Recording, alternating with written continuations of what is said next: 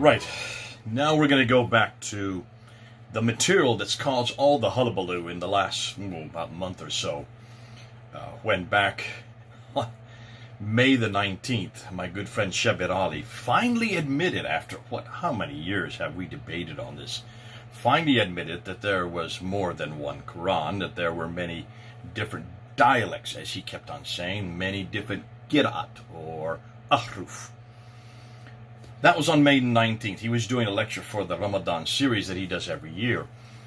Didn't know how explosive that was. And I think the reason why is because he's never said this before. And here's what's out to me. How is it after all these years of all the debates I've had with him, all the time he's always said there's only one Quran, only one Quran. He's always made that known. He has never ventured right or left on that. And then suddenly, on May 19th, a little over a month ago, he finally admits, well, actually, no, there are a number of different Qurans that don't agree, that don't have the same writings, that do have different dots and do have different vowels, and they do say different things as a result. Why suddenly has he admitted that in just this year, 2020, when he never admitted that back in the 1900s? He never admitted that in all the 6 debates that I've ever had with him on the Quran and the Bible. Now he's admitting that.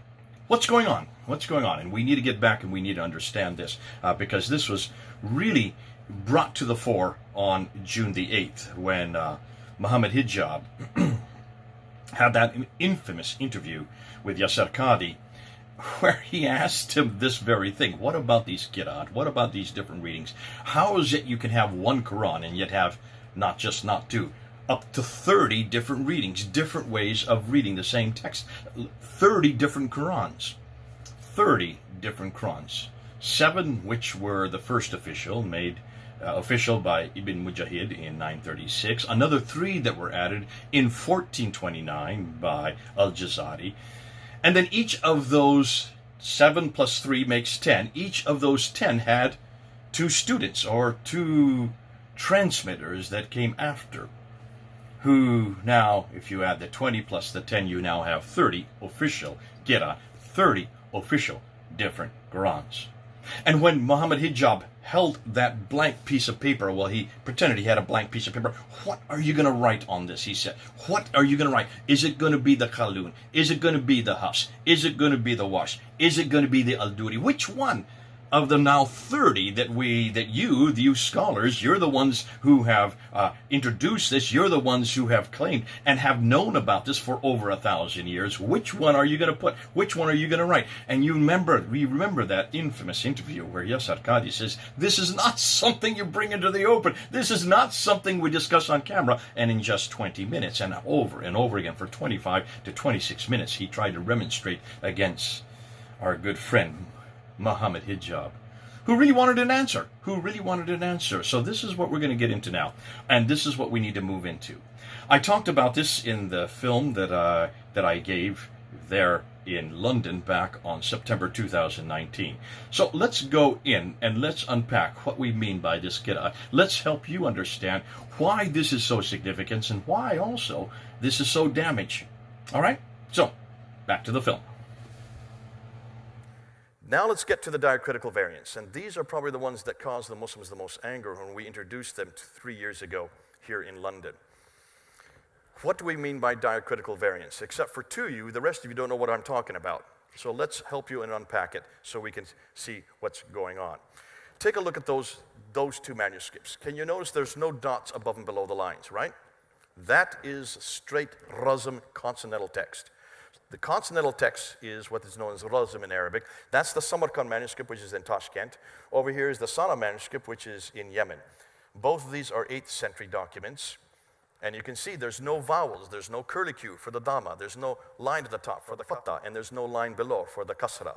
The U, the A, and the E sound. There's 3 vowels in Arabic with the long vowels as well. That's why when you look at these, how do you know what you're reading? You can't read it, and that's why from the very beginning you can see it's a very inexact text.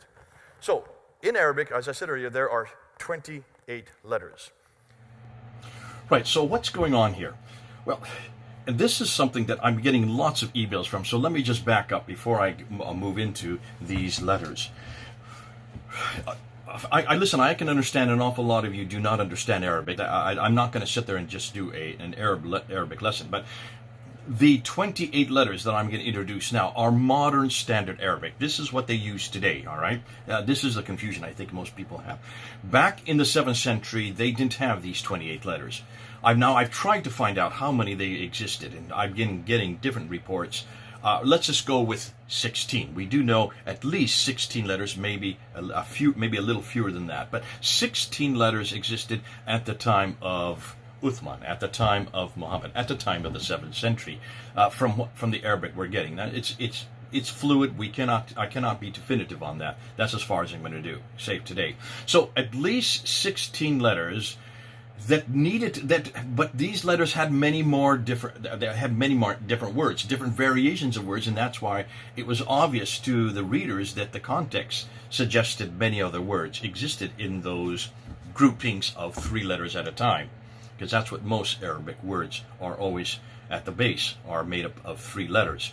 And that's why they needed to start adding different dots, and these are the dots above and below the lines. These are the diacritical dots. And later on, this was done.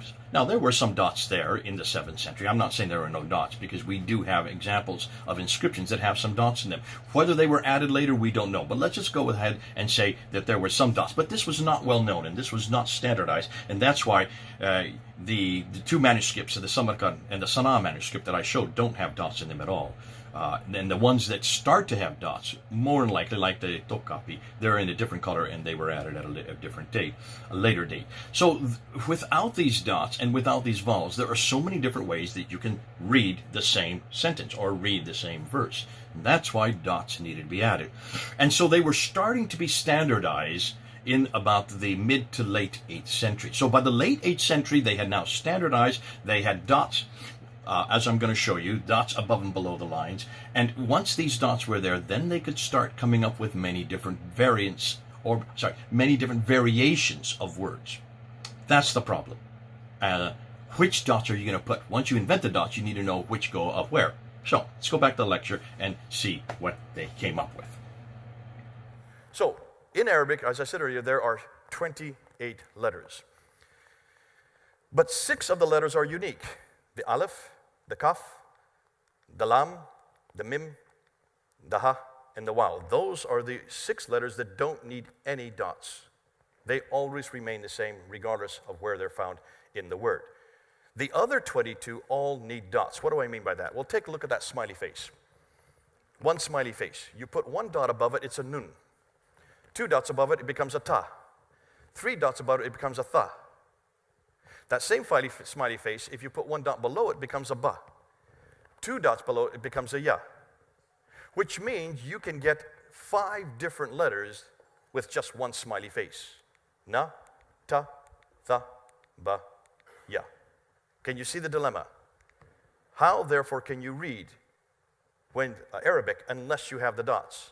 If you put 3 of those smiley faces together, one after another, you can get 19 different words depending on where you put the dots. Now, Al-Fadi says he can actually get 31 different words, but that's because he knows Arabic so much better than the rest of us from Saudi Arabia. Why is that important? Well, this is where the Qira'at and Ahruf come into being. Does anybody know what I'm talking about when I say Qira'at and Ahruf? These are the diacritical differences. Because of the fact that there are so many diacritic possibilities to put those dots in anywhere, you can imagine that there's going to be whole schools of differences depending on what reading you're going to give. And when you hear about the readings, they're talking about this. So in the 8th and 9th century, you had different schools that were creating completely different Qur'ans with different readings, and here they are. These are just 26 of the 32 we now have here in London. We've gone around the world and we've now found them. Hatun Tash is the one that's done this. Hatun Tash, she has found them in Morocco, she's found them in Jordan, she's found them in Yemen. Just those 3 countries she's come up with now, it's 32. Well, I'm even behind times. So you have to give an awful lot of credit to Hatun Tash for the great work she has done. But I want to show you these because it's good that you at least see the 26 that we were introducing, that we did introduce back in 2016. So I'm going to go ahead and show you these 26 one at a time, so you get the idea. These, we're not just talking about pieces of paper. We're not just talking about scraps here and there. These are actual complete Qur'ans. Every one of them are complete Qur'ans, and every one of them is in Arabic. So let's go look at them.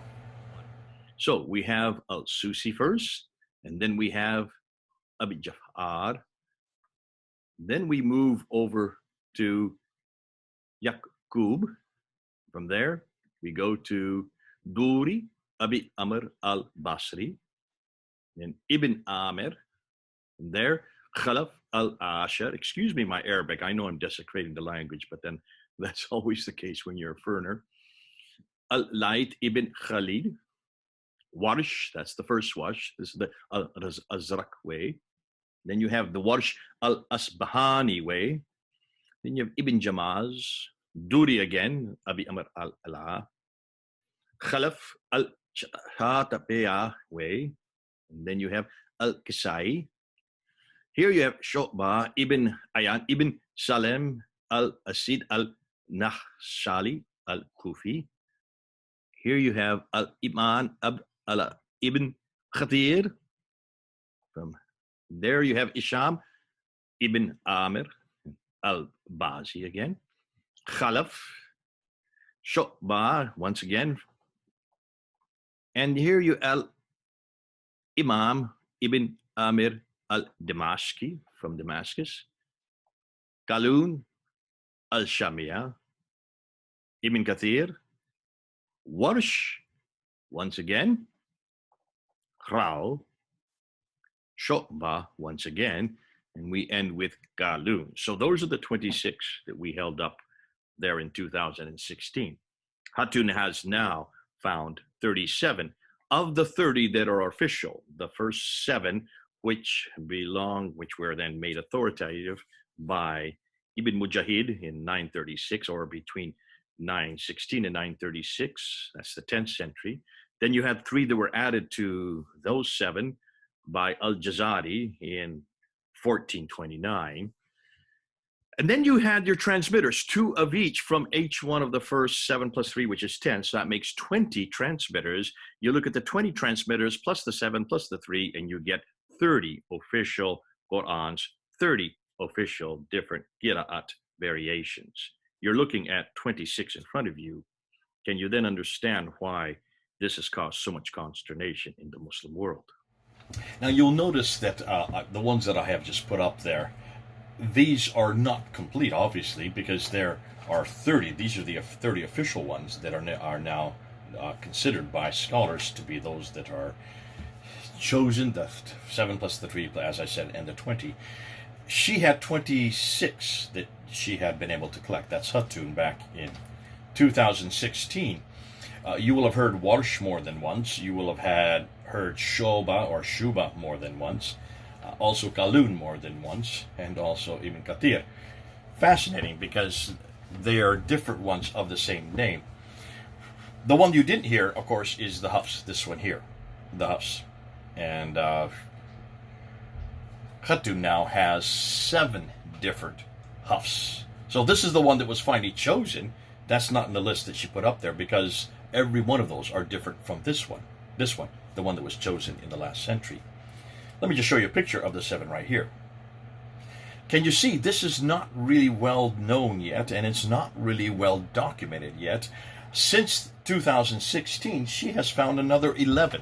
So she's up to 37 different ones. And so we will need to go putting those up and start introducing them. And Hatun's going to be doing that on her channel, or she may have already, come to think of it. But can you see then why we're unlocking these? Now, we do need to go back and see where these 30 came from. So let's go back to the lecture and let's continue. Pick it up from there. Now, every one of these that come from 5 different cities, those are the 5 cities: Mecca, Medina, Damascus, Kufa, and Basra. These 5 cities in the 9th and 10th century, especially, late 8th century, 9th and 10th century, they were coming up with so many different variations of the Quran, depending on where the dots were, that they each had their own Quran, and they each started their own schools.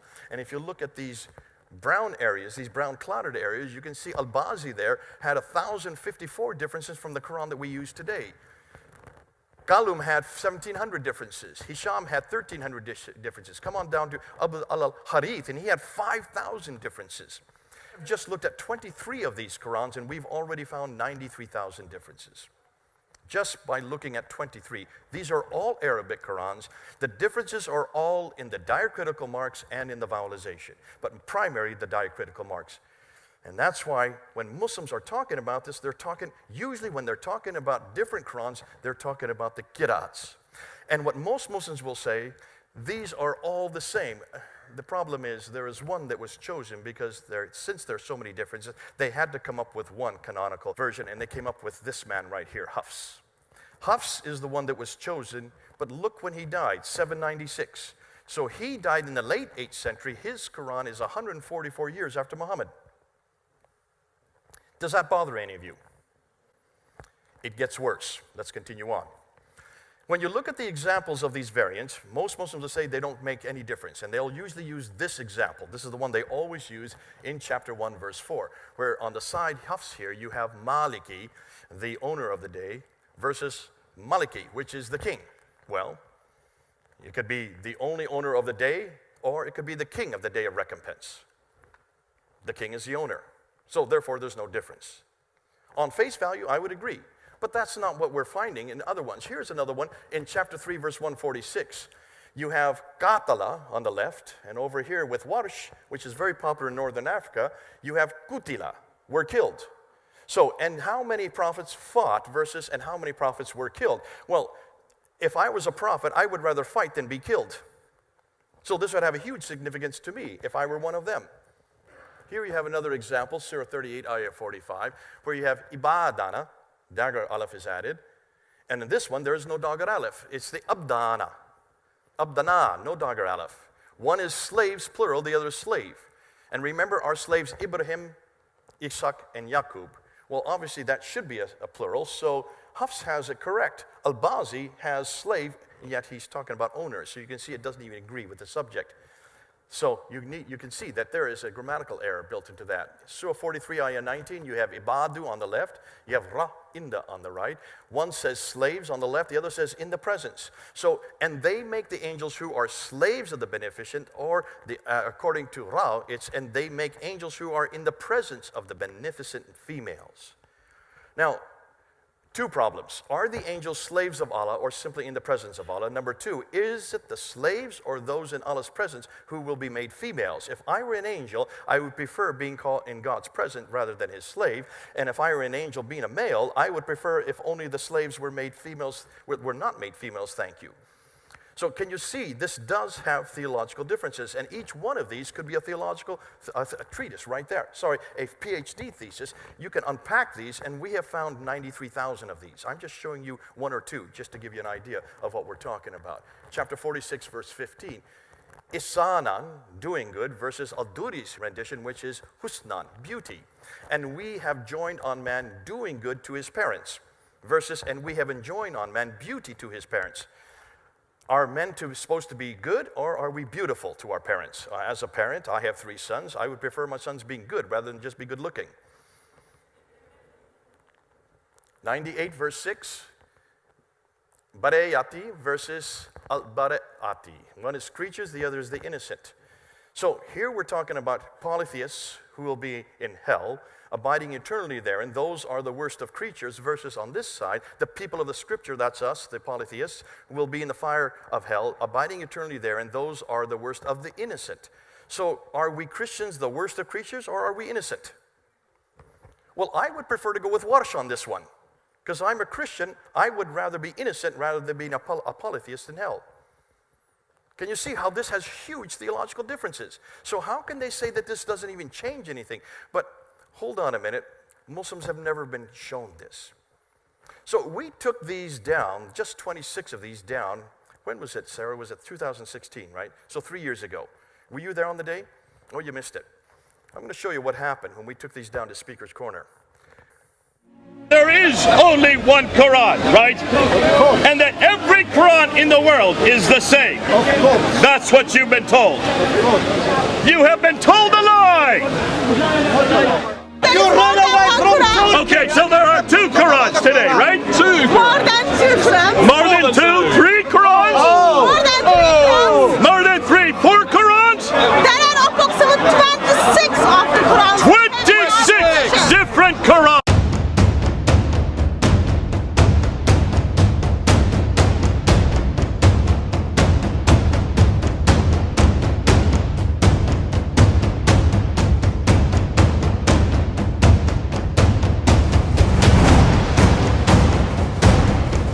You guys get these Qur'ans!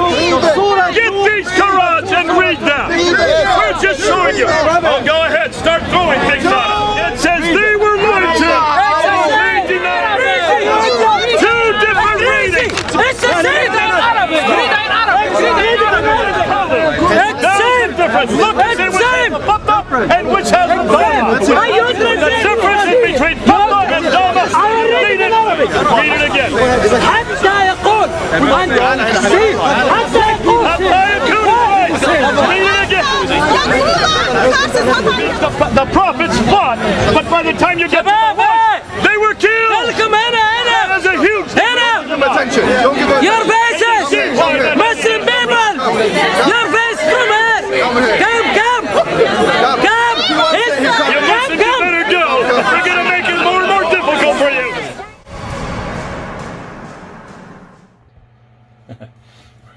Well, you can imagine this was certainly a novel occurrence for the Muslims that were there. As you can see, they did not like what they saw. They did not like what they heard. They tried to grab the papers that we had doing a comparison from our hands. They even jostled our cameraman. And then at the end, did you notice there was a tall man? That is Muhammad Hijab. That's he that's saying, come on, pull away, come away, don't listen. He didn't want them to see what they were seeing, and he didn't want them to hear what we were saying.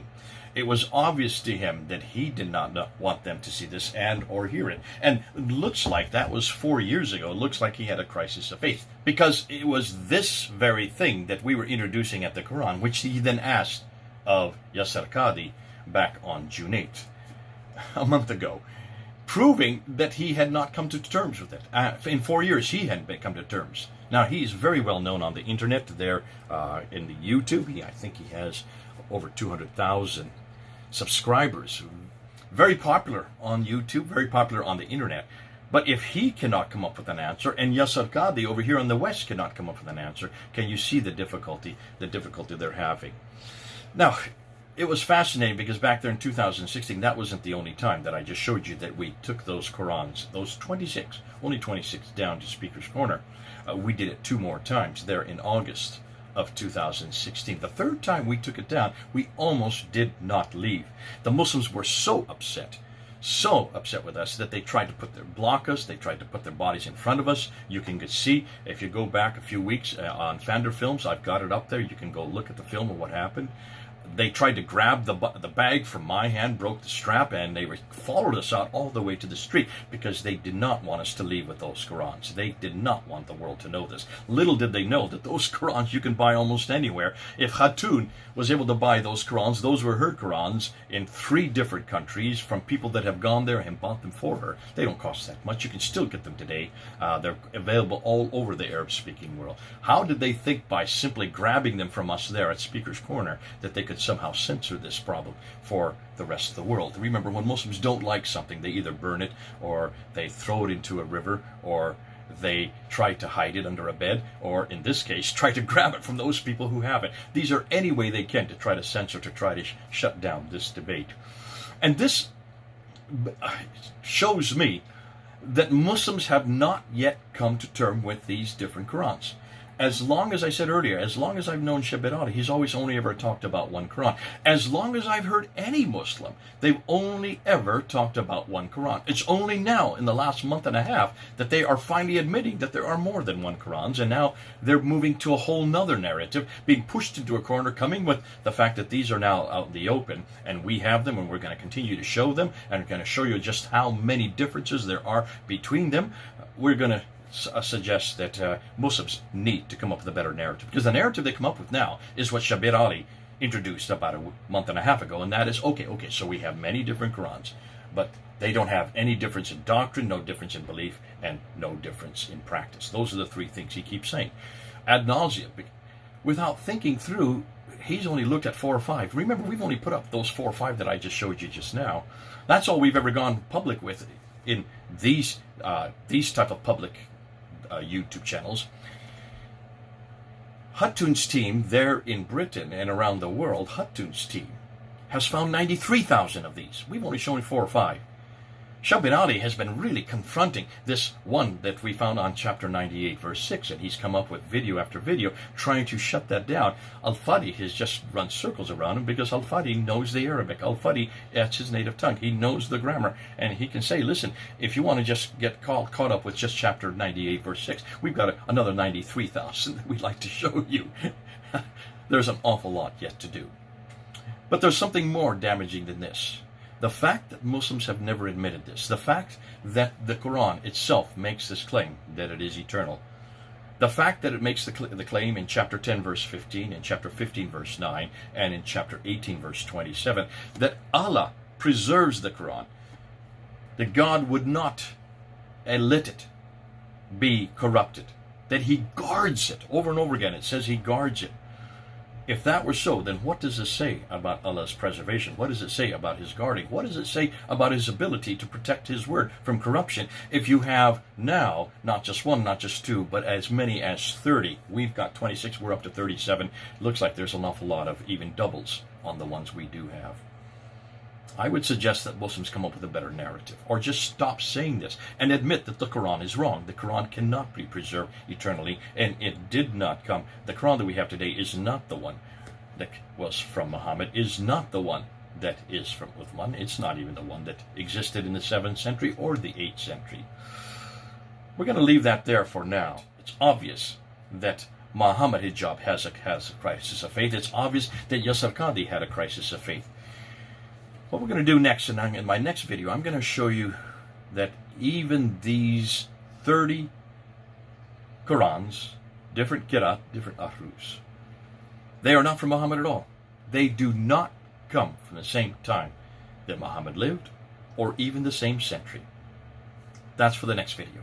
Listen, this has been Jay, trying to help you unpack this whole problem with Qira'at and Ahruf. I hope you now understand why these are different, why these are causing so much damage, and why Muslims have something that we don't have. See, we don't have this problem with the Bible.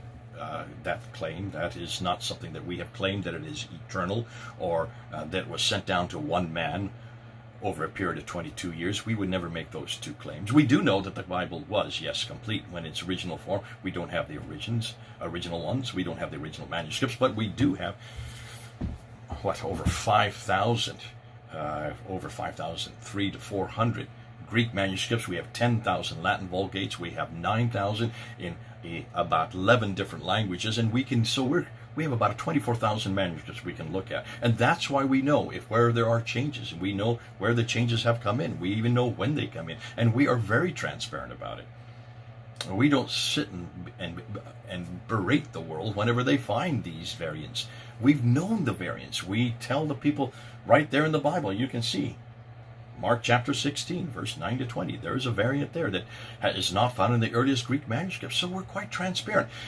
And because we do understand that these were written by men, yes, and we also know that if they're written by men, there are many different styles of writing. So we have 4 different testimonies of the life teaching of Jesus Christ from the last 3 years of his life, from 4 different perspectives, using 4 different sets of idiomatic expressions.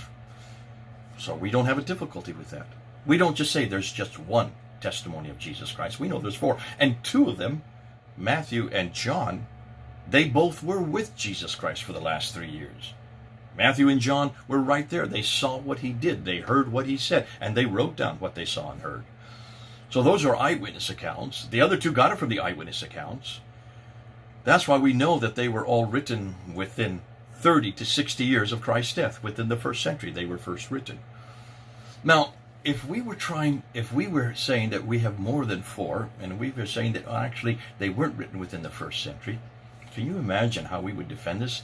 If we today had what Islam is now admitting, what the Yasar Qadis and the Shabiralis are now admitting, that means we would have about 30 different testimonies of what Jesus said and did. Over 30. And as you're going to find in the next video, and they're not even from the same century that Jesus lived. Therefore, much, much later, 200 to 300 years after Jesus lived. Hold on, we need to get to that. Can you then understand why we're bringing this up? Can you then understand why we're confronting Muslims? Because the claims they have made, they can no longer support. And these have been claims that have been going on for 1400 years. It's only in the last month and a half that Muslims have finally admitted that there are many different Qur'ans, up to 30 of them. And they, as we're going to find out, do not come from the 7th century at all. Well, this has been good chatting with you. I'll be back again with another video on the Qira'at and the Ahruf. This is Jaden. Over and out.